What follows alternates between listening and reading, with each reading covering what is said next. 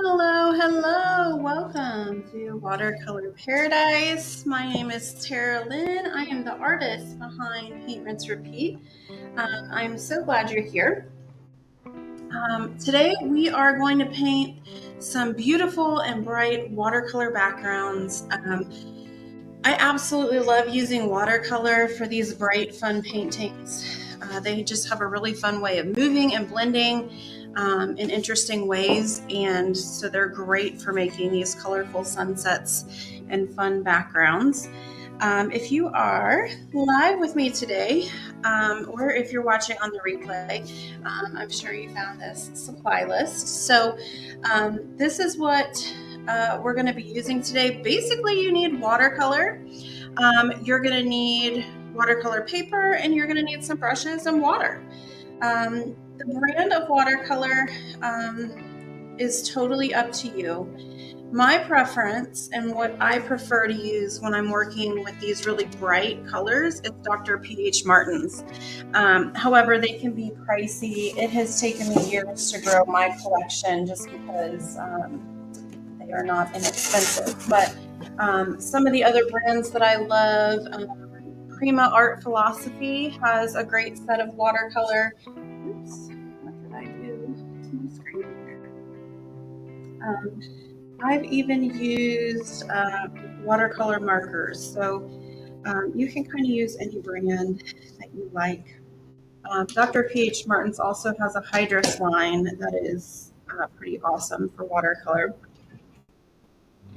It's kind of in between an ink and a watercolor, but I'll be using Dr. P.H. Martin's Radiant colors. They are absolutely my favorite, and they'll give a nice bright background. I do have 2 glasses of water. Sometimes when I work with watercolor, I like just to have one that I keep clean, so that if I need to dip in clean water, I've got it available. I don't have to get up and move. But that's kind of optional. That's kind of it. I will be using Candy XL watercolor paper. This is one of my favorite brands to use because it's fairly inexpensive, but it does allow the water to move and blend like watercolor should. So even though it's kind of value priced, it's one of my favorites to use. And I'm going to go ahead and teach 2 backgrounds today, partially because I'm going to let one dry while I work on a second one. And so we'll come up with 2 creations. So I'm going to get 2 pieces of watercolor paper, and I'm going to prep my watercolors. So I suggested black, magenta, blue, orange, yellow, teal, and violet. And you can use any variations of those that you have because, sunsets come in all colors. So choose just a few that you love. So I've got violet, I've got a magenta,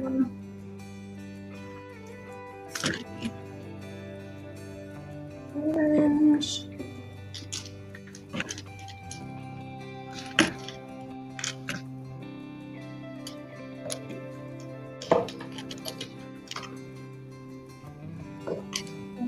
yellow. What am I missing here?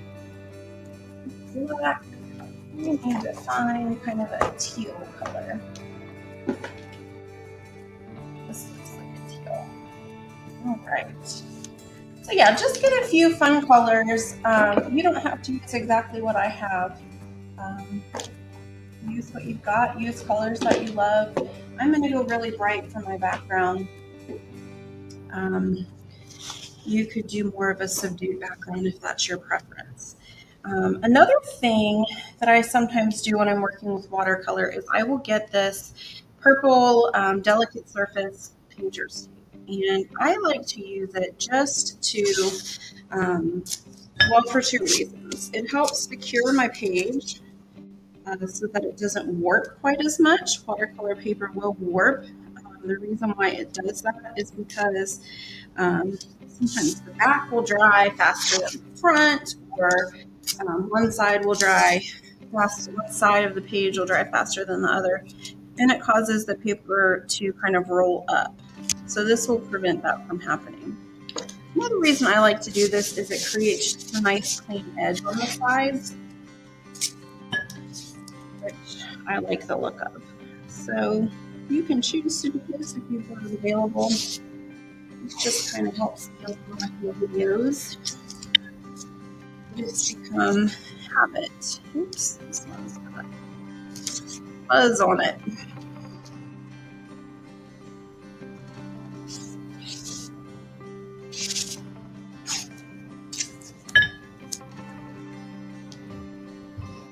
All right. So I got that tape down and I am ready to go. Just gonna adjust this just a pinch. There we go. All right, the first thing I'm gonna do is get a nice big brush and I'm gonna dip it into water and I'm just gonna coat the back of, I'm gonna coat the background with a nice clean coat of water.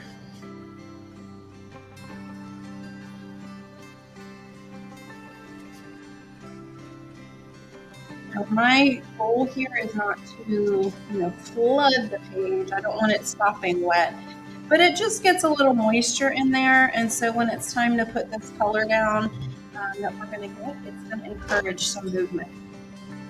And then I'm going to get my watercolors on my palette here. And the watercolor that I'm using is liquid form already, and it's concentrated so I can add water to it to thin it out. It doesn't matter if you're using a liquid form of watercolor. If you've got watercolors in tubes, you can put just a little bit of that in your palette and mix it with water. It'll thin out just like I'm going to have here. And if you've got watercolor in a cake, in a hard palette, that's fine as well. Watercolor comes in all forms. And they're all great for what we're doing.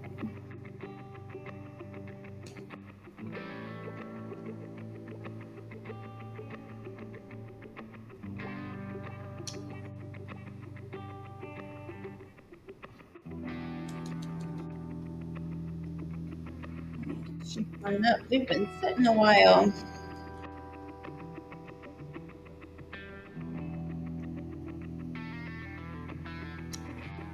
All right. So I'm just going to get a little bit of each already out, and that just kind of speeds things along here.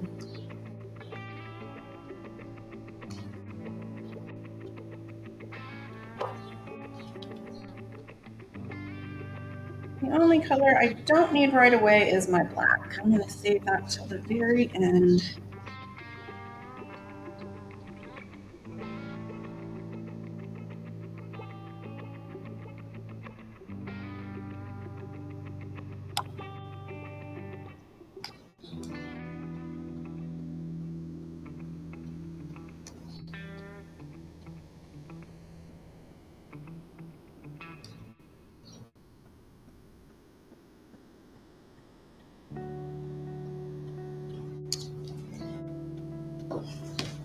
Oops.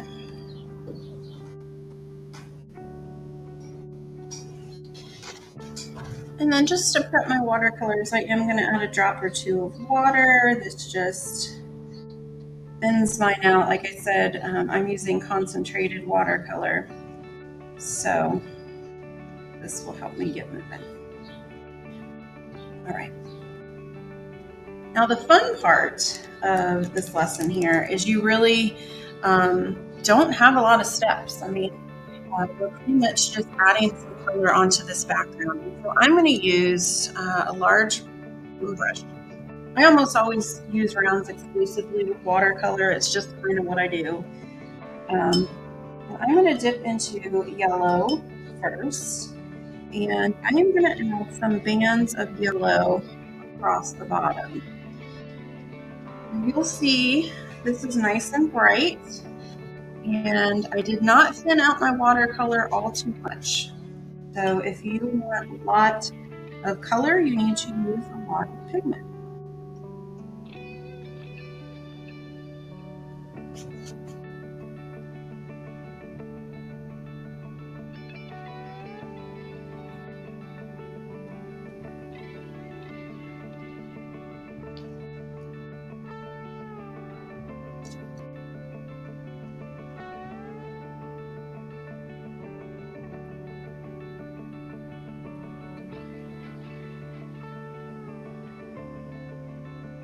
So right across the bottom, I'm going to have a nice band of yellow.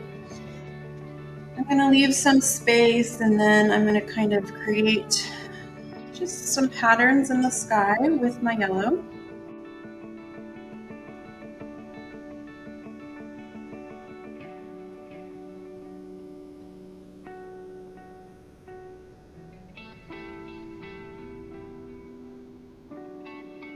Once I get 3 or 4 lines, I'm going to start doing half lines this yellow, because these colors move from yellow to some darker shades. But there's no right or wrong. If you're a yellow person, add as much yellow as you like.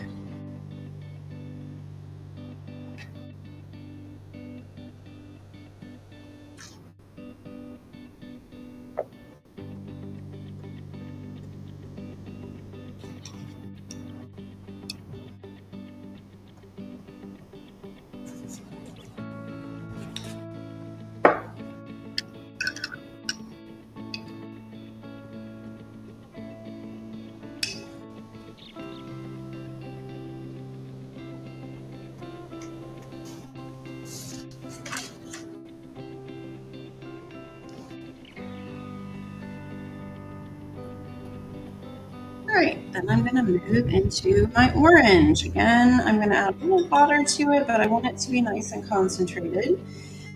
Then I am going to add a band of orange across the bottom, and then I'm going to add a few bands of orange in here, right next to the yellow. Now, just be kind of random, these stripes. They do not have to be exactly the same. In fact, it looks a lot better if you just kind of wing it and you don't think too much about it.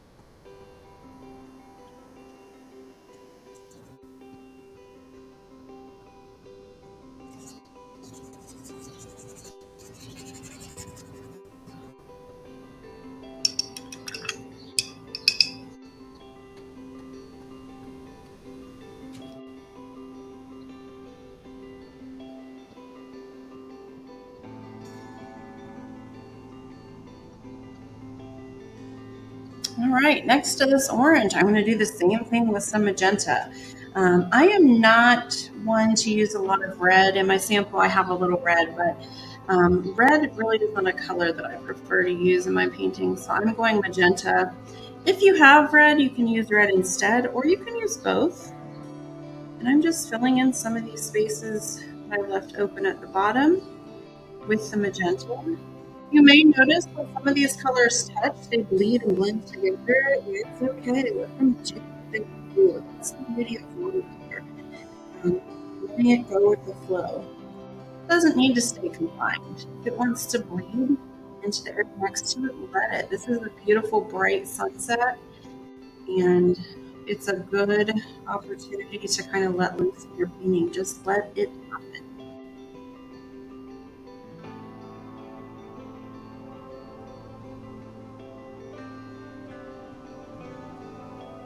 Now I do want to use some blue up at the top, and so I am going to add some magenta in here, but I do also want to make sure I leave plenty of room to add in some blues. And we're just making some fun strokes across the sky, some fun shapes.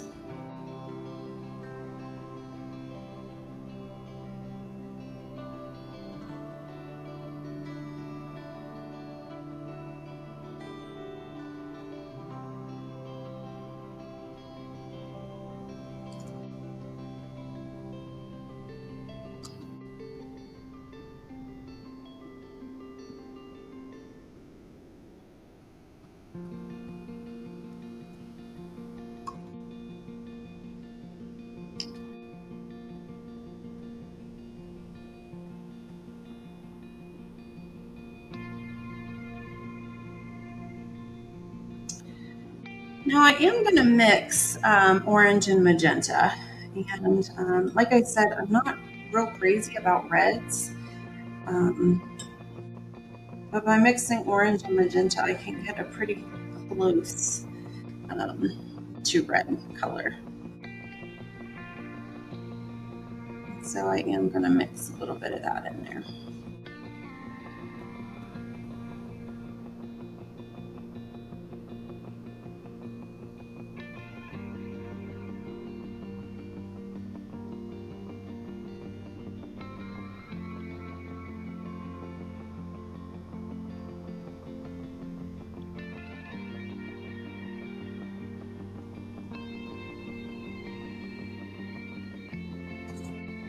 And so right now we've just kind of got a fun abstract painting going on. But it really will come together when we use our black to make our palm tree silhouettes.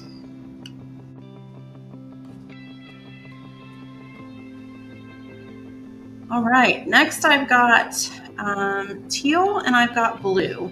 And I am gonna thin out the teal just a little more than some of the other colors. This one I want to be a little brighter. And I'm just gonna put a nice stripe of this teal blue right through the center.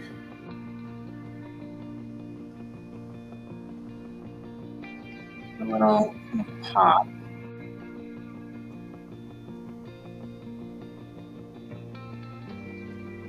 And then I'm going to fill up whatever white space I have on the top with a deeper blue.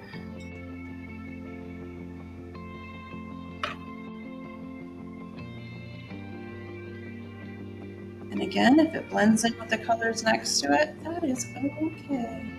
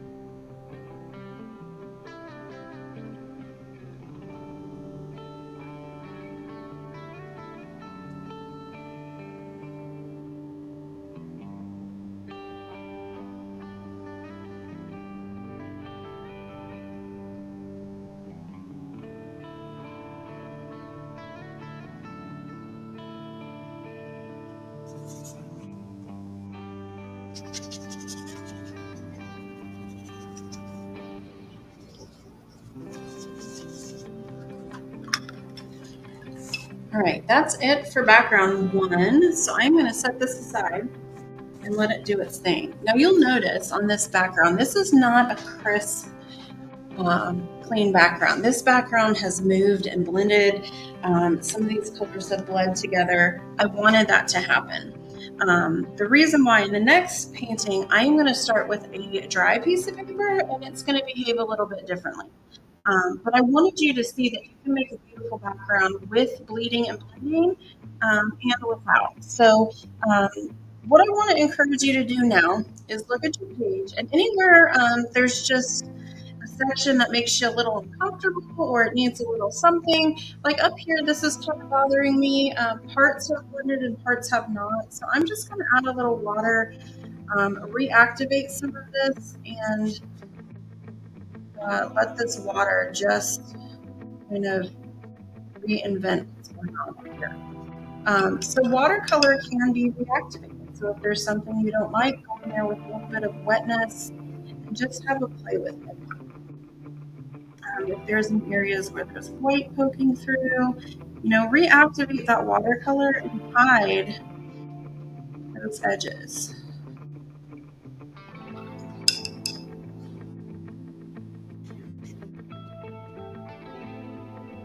But sometimes when you let the watercolor just misbehave, you get some really beautiful things. You can also add more color in certain areas. Like up here, I've got this really pretty bleeding from the magenta to the yellow. I can go back in, I can add some yellow up here, right over the top of the yellow that I have. That's going to reactivate that. And then the colors that are next to it might bleed into blue. Or I can come back through and just reactivate some of that magenta as well and encourage that bleeding, encourage that blending.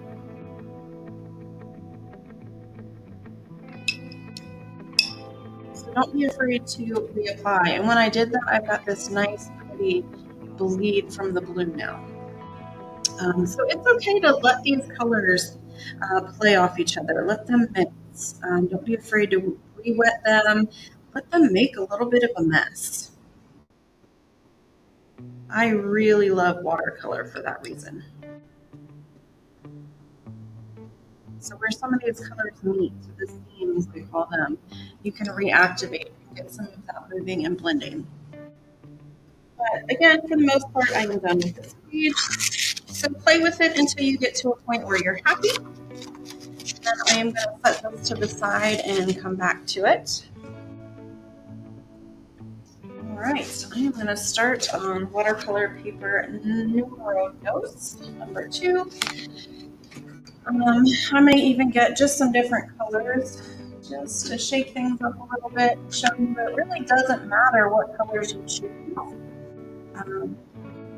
So I'm going to choose a different blue, a different yellow, a different orange.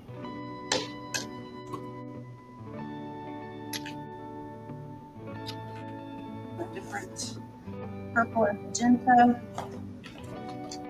You can really shake up this sky here. There we go. So lots of different colors. What am I missing? Violet. See if I can find a shade of purple. There we go. Use that one. So yeah, I'm just going to get some different watercolor out. And we're going to do the exact same process, but we're going to do it on a dry piece of watercolor paper. If you enjoy the red, you can do it on, or the red. If you enjoy the wet paper, you can do it again on wet paper. There's no rules around here. This is art. We're just here to have fun and make pretties.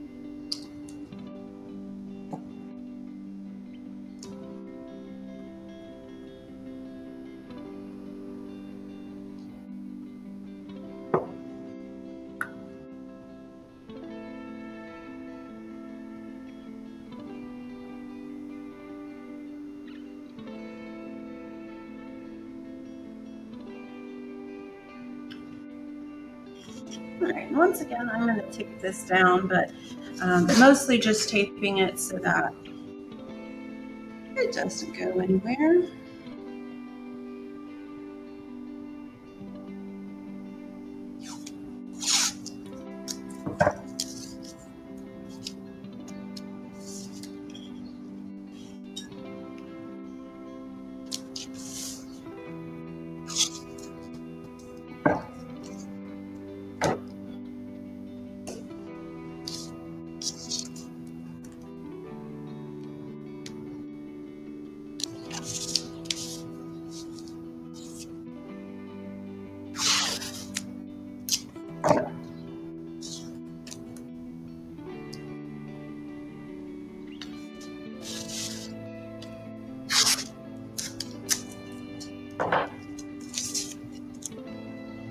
What's this one? I did not make long enough. There we go.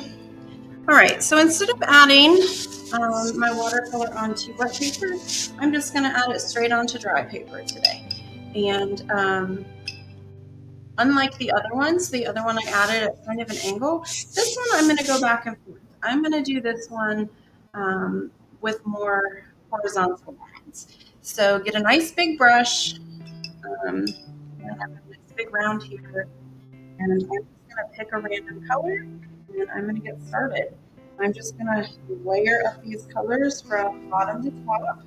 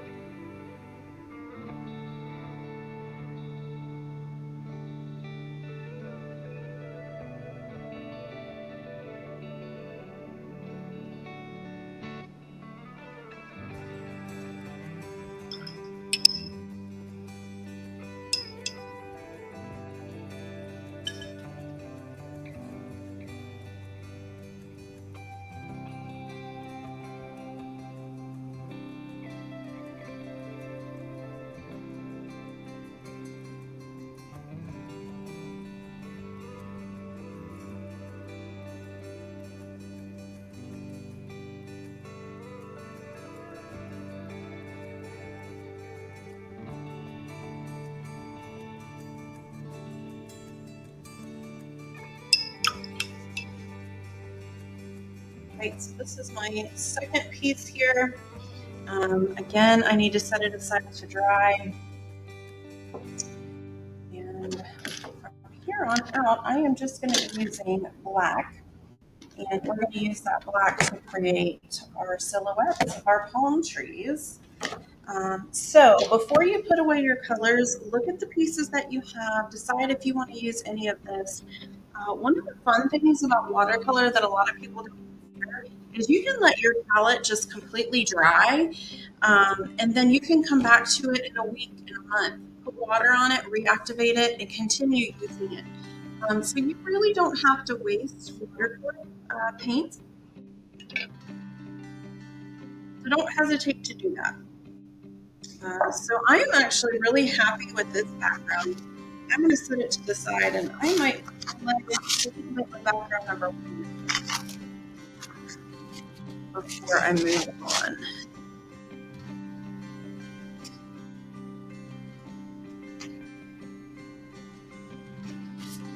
I'm going to pull that one back. It's still a little bit wet, which is fine. But I've got a lot of watercolor over here, and I'll use it for play. So I might just mix up some of these colors, maybe make things a little brighter.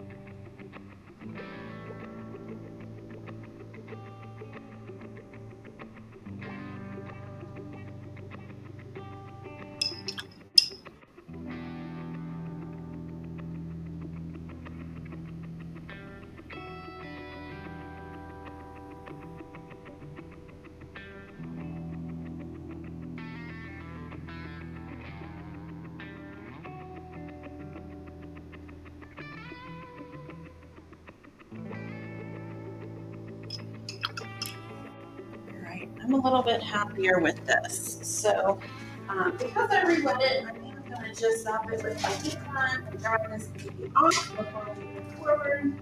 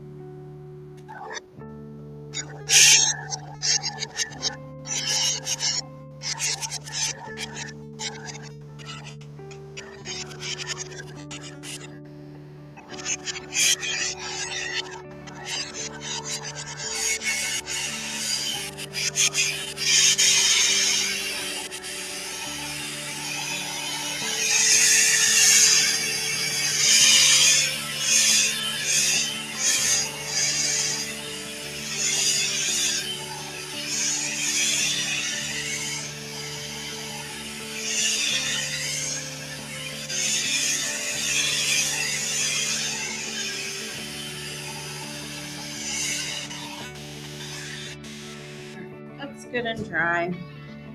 If you don't have a heat gun, you can certainly just let it sit for a few minutes. If you need to pause and come back because of that, that is absolutely fine. Again, I am just going to get some black on my palette at this point.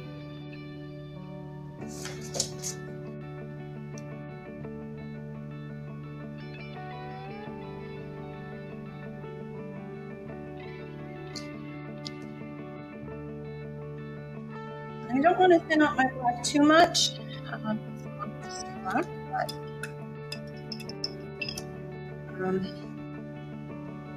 that ready to go. Now what I'm going to do is I'm going to decide on my silhouette. And the first part of the silhouette that I am going to work on is the trees. And I'm just going to freehand this on there. These are super easy. So I'm going to sort of follow my sample. And I'm going to add a small tree, kind of just off center to the right. So right now I'm just drawing to figure out placement. I've got a larger tree that kind of is just off center to the left. I'm going to put that there. And then that one's got a little tree kind of growing off of it. So this is my sketch, okay? Now I'm going to go in and I'm going to thicken these up in specific places. So trees for the most part are wider at the bottom, get smaller at the top.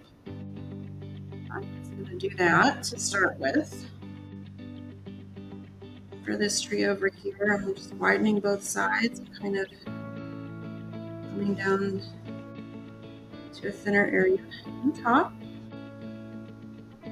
Same thing here, it's going to be wider where it connects and thinner at the top. All right, now when we're talking about palm trees, a lot of palm trees bear fruit. So the next thing I'm going to do is just kind of tap in a thicker area right here at the top.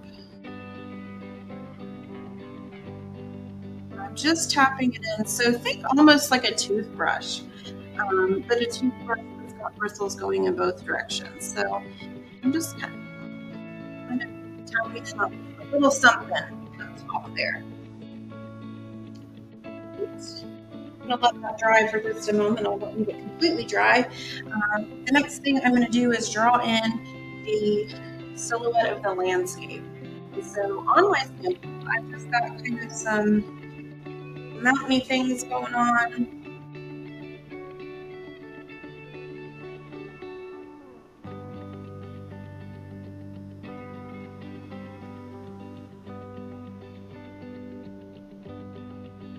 And then once you've got your landscape decided on, you just fill in the bottom.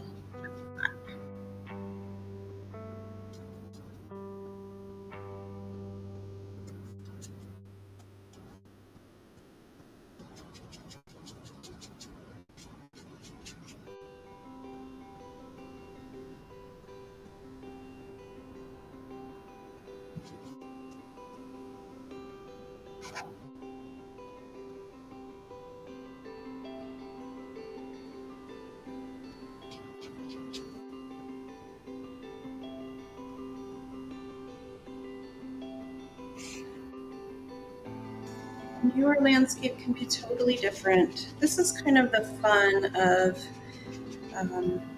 art pages like this, is you can really, there's so many variables. You can change the colors in the background, you can change how many trees you add and the placement of the trees, and you can change up your silhouette of this background and really come up with kind of an infinite number of paintings.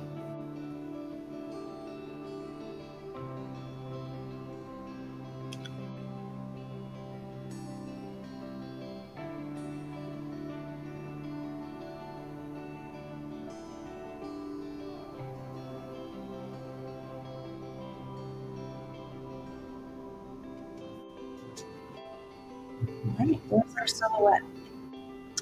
Now we need to add some of these big branches on our palm. And what I like to do, it's a really simple motion. So I'm going to show you on an alternate piece of paper here. I always keep scrap paper. So if this is my tree, what I'm going to do is I'm going to start a very light pressure, and then I'm going to add pressure as I get up to that thicker area. And if it's not thick enough, it's probably with a second stroke. Okay, so we're just going to add our leaves that way. When we get to the tops of the trees, there's a little bit of foreshortening, so don't feel like it has to be a perfect shape, but that's kind of what we're going for. So it's light pressure and then heavy pressure as you get towards that center. And I've got this tree right here as my biggest tree.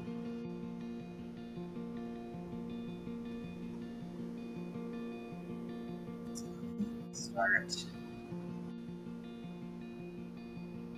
adding in some leaves there.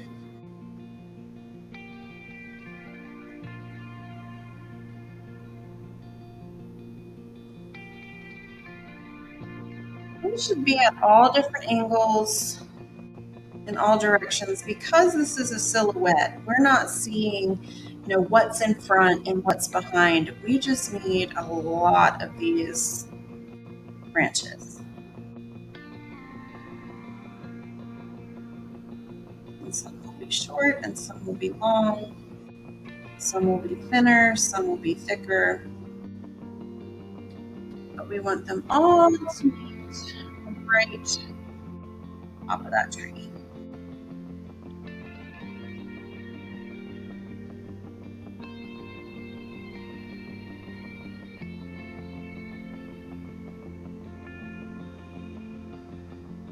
We're just going to do that for all three. So this is going to be next largest, a little bit smaller.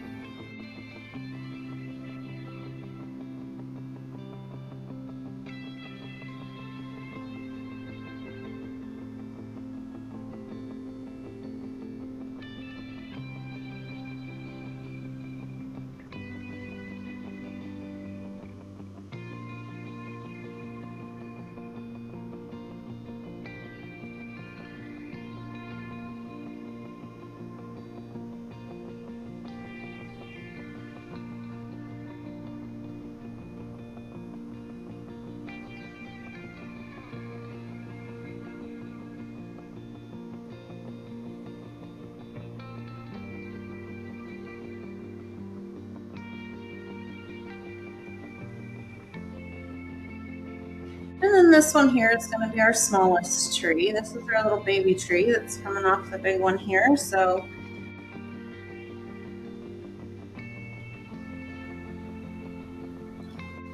I'm going to keep that one the smallest.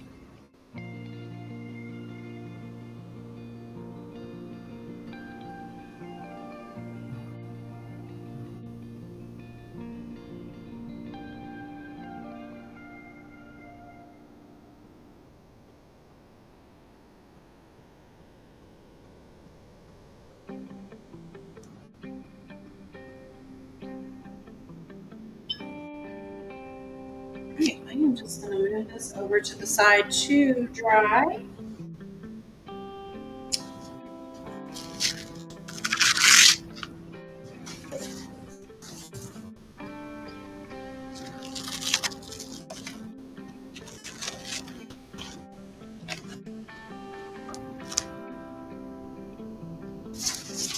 And then go back to my very first one.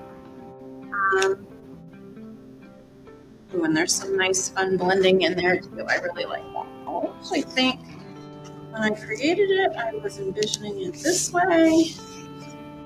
Whether you flip it around, change the way you look at it, that's totally up to you. But I'm going to do the exact same thing. I'm just going to do a different set of trees. So I need some black watercolor.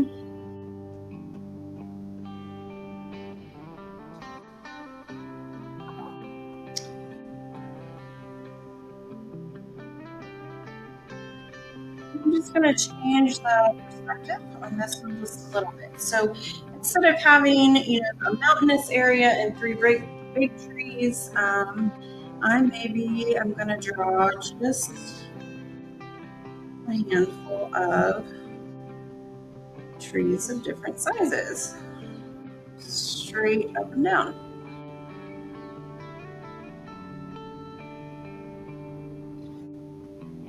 And of course, it's your call. I'm just varying the size, different ways that you can create this exact same painting to have it turn out. So here's my sketch lines. And of course, I'm going to widen the bottom.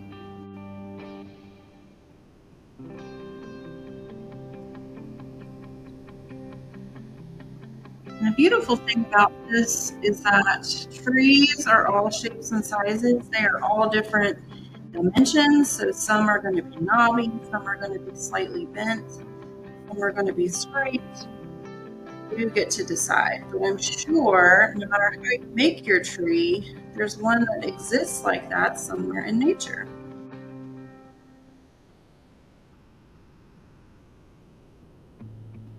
All right, so there is my sketch, and then again at the top, I'm just going to create a few of those little dots.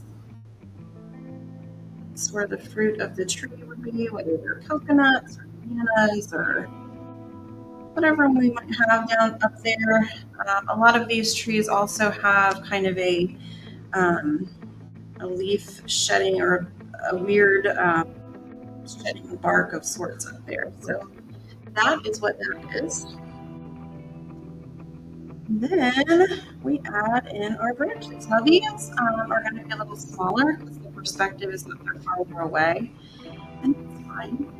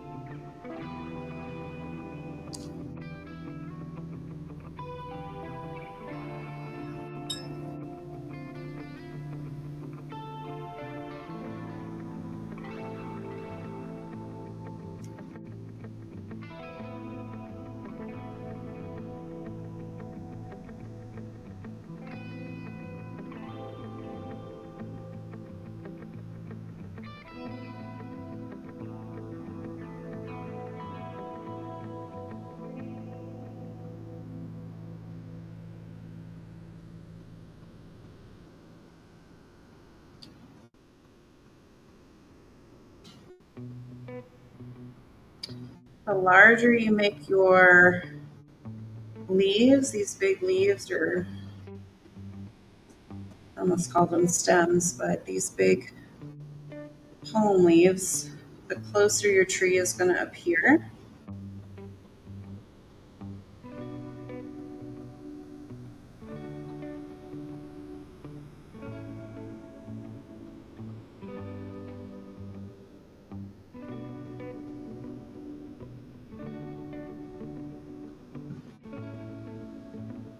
Remember, vary your shapes and sizes, make sure some of them overlap.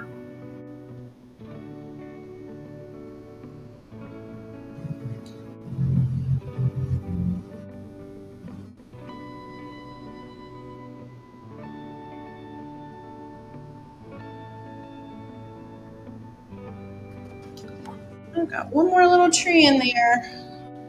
I'll make sure we don't forget about.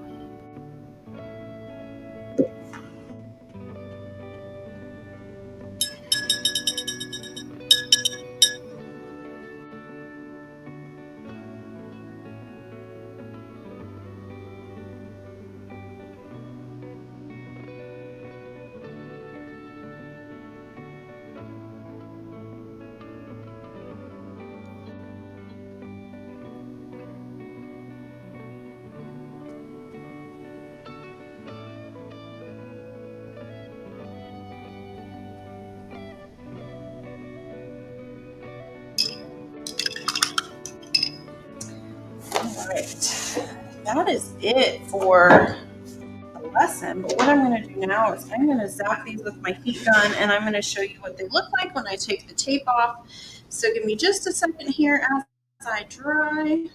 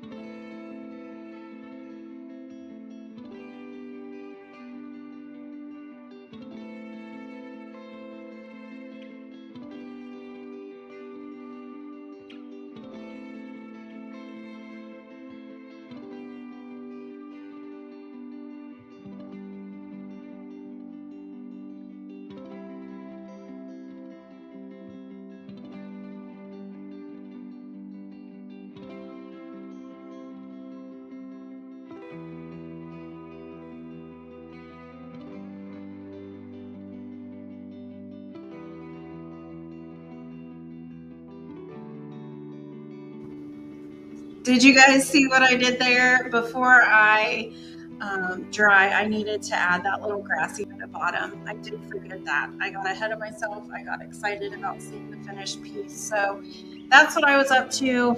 I'm going to dry now, and then we'll see what it looks like without the tape.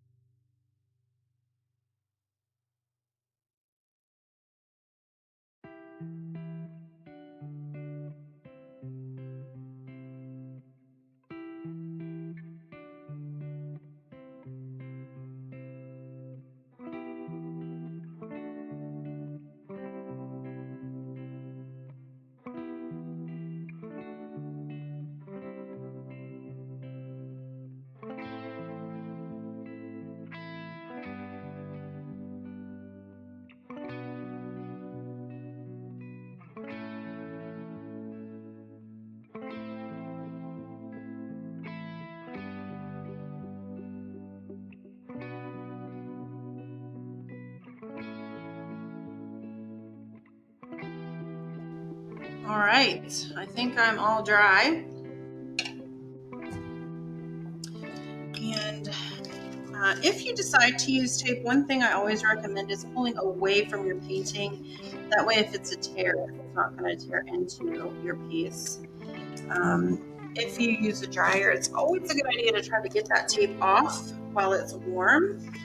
It will help the adhesive a little bit pull up.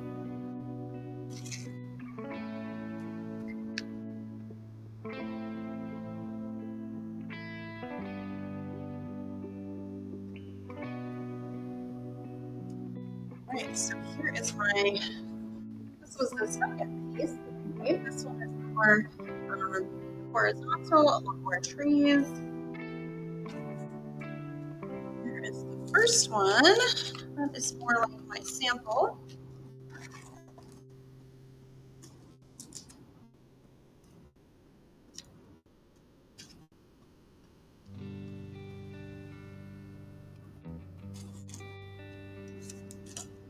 I'm just a huge fan of creating these nice sharp edges.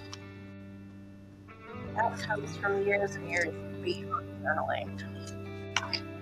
Right, so here are my two finished pieces. So this was number one, a little more horizontal, fewer trees, larger mountainous landscape. Here was number two. Instead of having that angle, this one is more straight horizontal, a lot more trees, shorter grassy landscape. Same idea, different colors in both, different color scheme.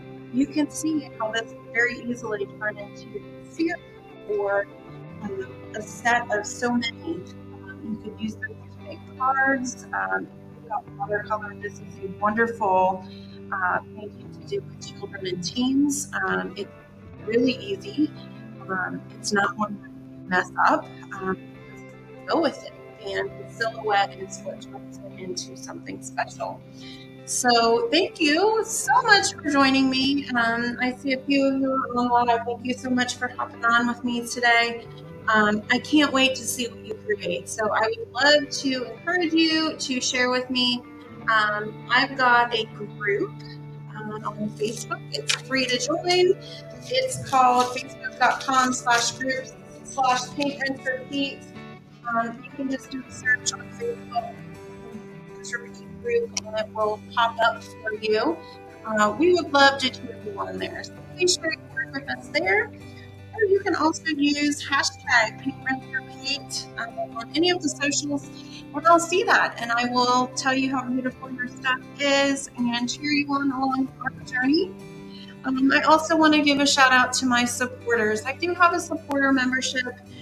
It's only $4.99 a month. It includes all the lessons that I plan. It's a lot of fun. Even if you only do one painting a month, it's a great value. So shout out supporters. Hello, you guys are the ones who make it all possible. And I thank you so much. If you have any questions about it, my email is Tara@paintrinserepeat. I just want to say thanks. Thanks so much for joining me. Thanks for spending your day with me. Happy arting, and I will see